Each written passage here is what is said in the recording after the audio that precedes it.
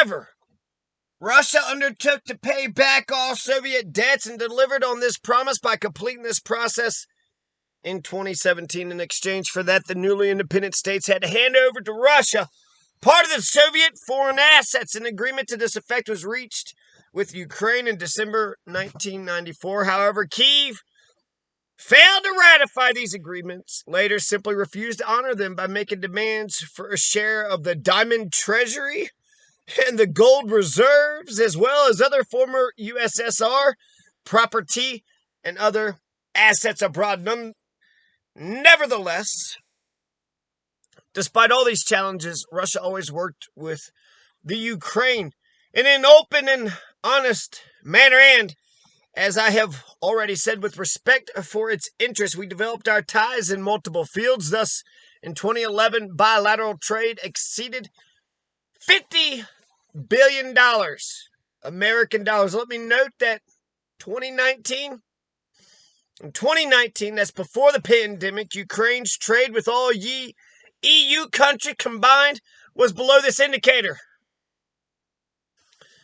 So the biggest block of trading, the biggest trading partner of Ukraine is Russia.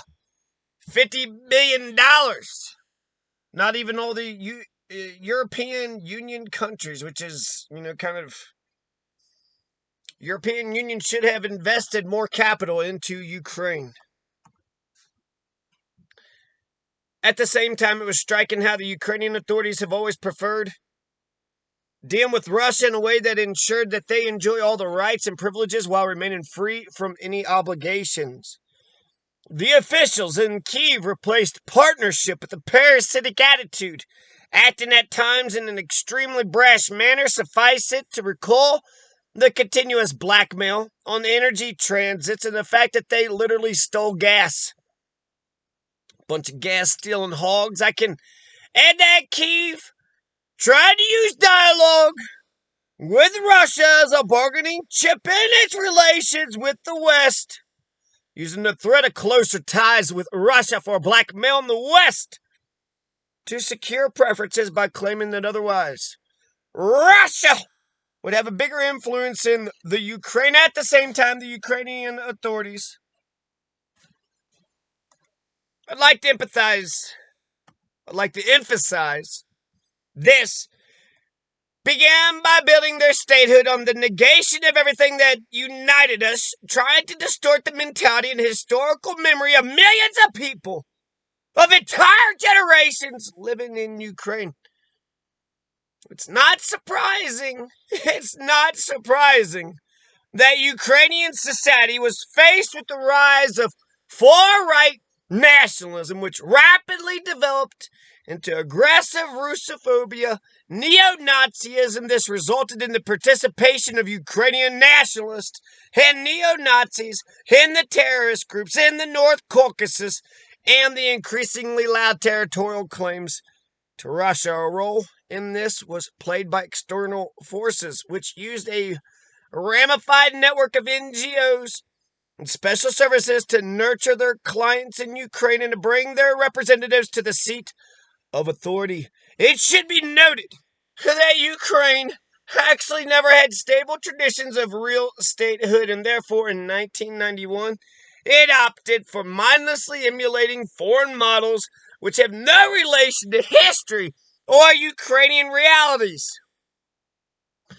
Political government institutions were readjusted many times to the rapidly growing clans, their self-serving interests, which had nothing to do with the interests of the Ukrainian people. Essentially, the so-called pro-Western civilizational choice made by the oligarchical Ukrainian authorities was not and is not aimed at creating better conditions in the interest of people's well-being, but at keeping the billions of dollars that the oligarchs have stolen from the Ukrainians and are holding in their accounts in Western banks, while reverently accommodating the geopolitical rivals of Russia. Some industrial and financial groups and the parties and politicians on their payroll relied on the nationalists and radicals from the very beginning.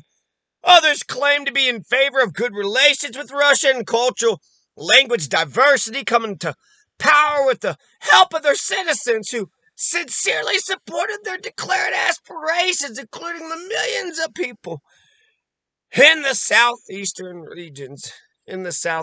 regions. But after getting the positions they coveted, thou shalt not covet, these people immediately betrayed their vote, tears going back on their election promises, and instead of steering a policy prompted by the radicals and sometimes even persecuting their former allies, the public organizations that supported bilingualism and cooperation with Russia, these people took advantage of the fact that their voters were mostly law-abiding citizens with moderate views who trusted the authorities, and that unlike the radicals, they would not act aggressively or make use of illegal instruments. Meanwhile, the radicals became increasingly brazen in their actions, made more demands every year.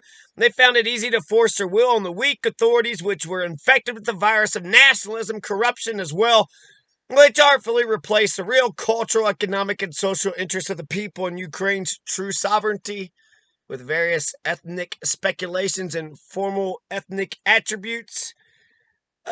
Stable statehood never developed in Ukraine. Its electoral and other political procedures just serve as a cover, a smoke screen for the redistribution of power and property between various oligarchical clans, corruption, which is certainly a challenge and a problem for many countries, including Russia, has gone beyond the usual scope in the Ukraine. It has literally permeated and corroded the Ukrainian statehood. The entire system and all branches of power, radical nationalists, took advantage of the justified public discontent and saddled the maiden protests, escalating it to a coup d'etat in 2014. They also had direct assistance from foreign states. According to reports, the U.S.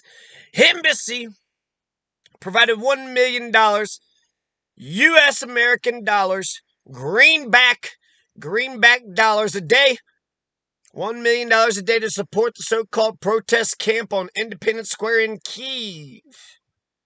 $1 million a day. In addition, large amounts were impudently transferred directly to the opposition leaders' bank accounts, tens of millions of dollars. But the people who actually suffered, the families of those who died in the clashes provoked in the streets and squares of Kyiv and other cities, how much did they get in the end? You better not ask. You better not even motherfucking ask, you pile of shit. You pile of shit. This is Putin. I'm just reading Putin's words, okay?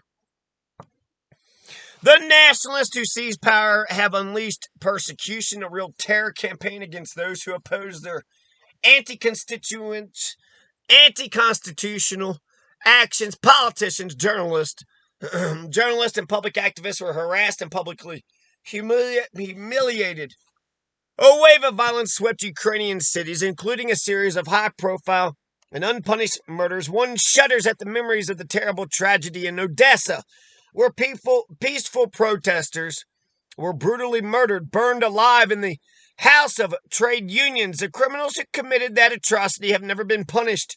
No one is even looking for them, but we know their names, and we will do everything to punish them, find them, bring them to justice. Maidan did not bring Ukraine any closer to democracy and progress, having accomplished a coup d'etat. The nationalists and those political forces that supported them eventually led Ukraine into an impasse, pushing the country into the abyss of civil war. 8 years later, the country is split. Ukraine is struggling with an acute socio-economic crisis. According to the international organizations, in 2019, almost 6 million Ukrainians, I emphasize, about 15%, not of the workforce, but of the entire population of that God-forsaken country, had to go abroad to find work. Most of them do odd jobs. The following fact is also revealing. Since 2020, over 60,000 doctors and other health workers have left the Ukraine amid the pandemic. Since 2014, water bills increased by almost a third. Energy bills grew several times, while the price of gas for households surged several dozen times. Many People simply do not have the money to pay for utilities. They literally struggled to survive. What happened? Why is this all happening? The answer is obvious. They spent and embezzled a legacy inherited not only from the Soviet era, but also from the Russian Empire. They lost tens, hundreds of thousands of jobs, which enable people to earn a reliable income and generate tax revenue, among other things, thanks to close cooperation with Russia. Sectors, including machine building, instrument engineering, electronics, ship and aircraft building, have been undermined or destroyed altogether. There was a time, however, when not only Ukraine, but the entire Soviet Union took pride in these companies. In 2021, the Black Sea shipyard in Nikolaev went out of business. In Nikolaev, its first docks date back to Catherine the Great. Antonov, the famous manufacturer, has not made a single commercial aircraft since 2016. Meanwhile, Himash, a factory specializing in missile and space equipment, is nearly bankrupt.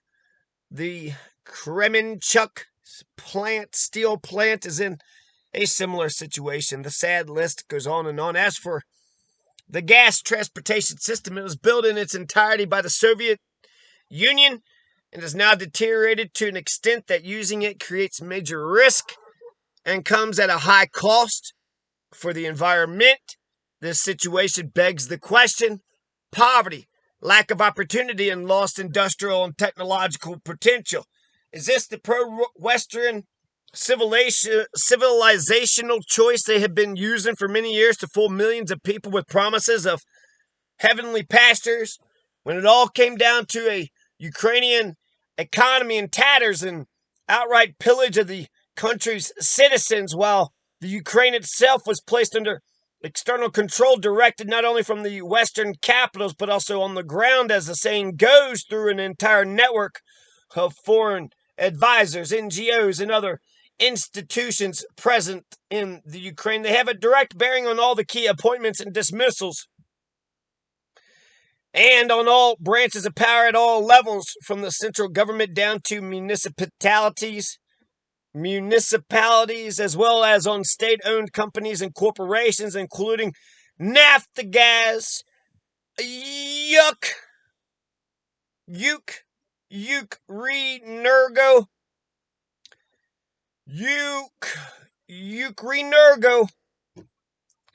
the Ukrainian Railways, Ukroboronprom,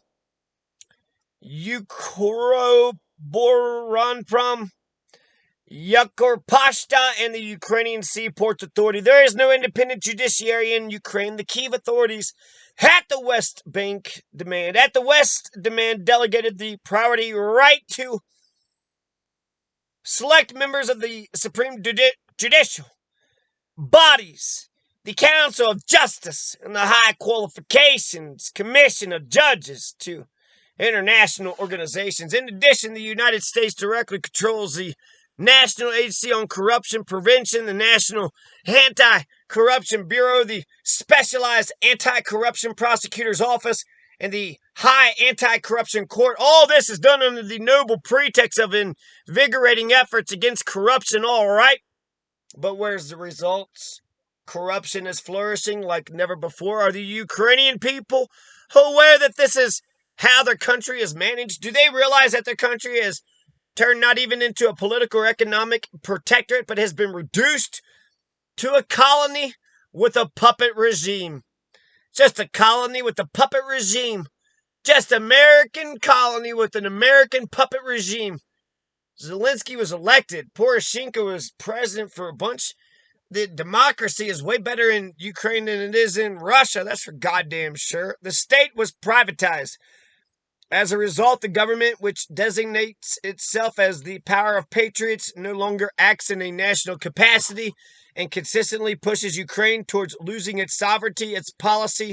The policy to root out the Russian language and culture and promote assimilation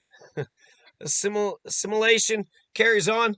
The Verkhovna Rada has generated a steady flow of discriminatory bills, and the law on the so-called indigenous people has already come into force.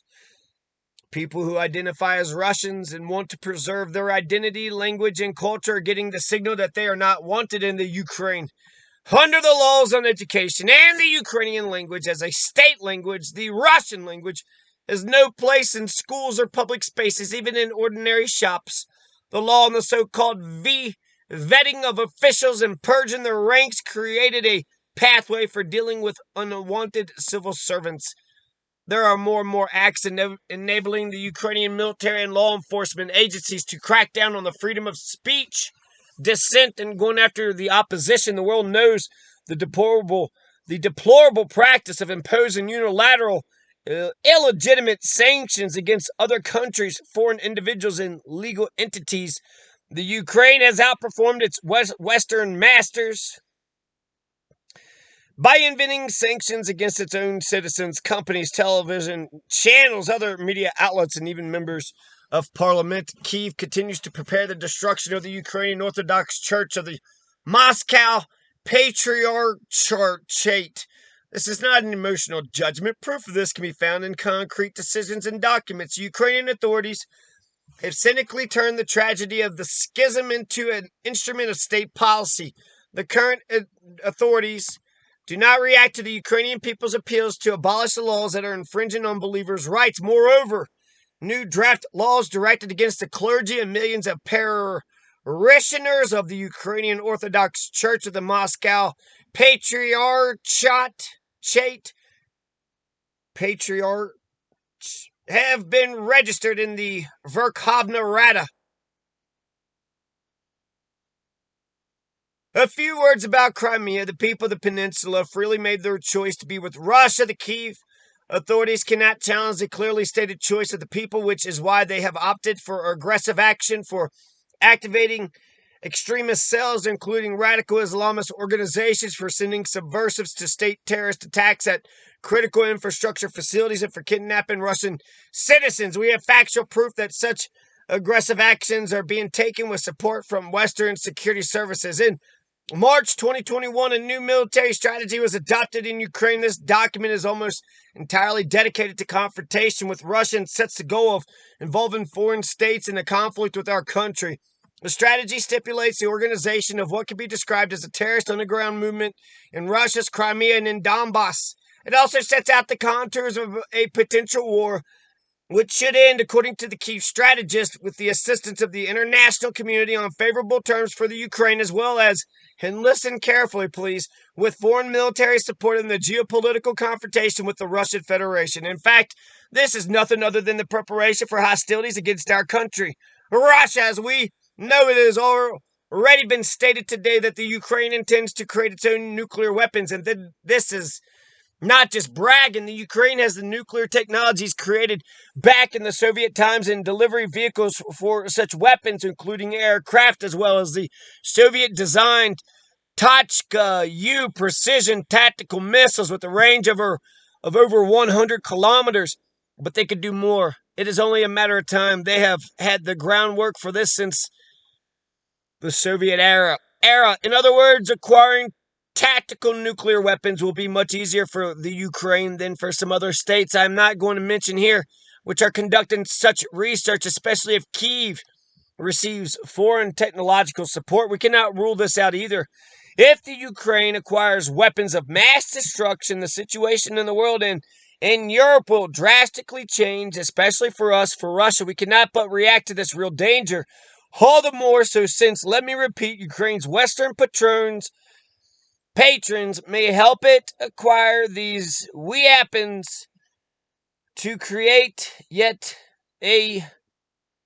another threat to our country. We are seeing how persistently the Kyiv regime is being pumped with arms. Since 2014, the United States alone has spent billions of dollars for this purpose, including supplies of arms and equipment and the training of specialists. In the last few months, there's been a constant flow of Western weapons to the Ukraine, ostentatiously With the entire world watching, foreign advisors supervise the activities of the Ukraine's armed forces and special services, and we are well aware of this. Over the past few years, military contingents of NATO, NATO, the North Atlantic Treaty Organization countries have been almost constantly present on Ukrainian territory under the pretext of exercises. The Ukrainian troop control system has already been integrated into NATO. This means that NATO headquarters can issue direct commands to the Ukrainian armed forces, even to their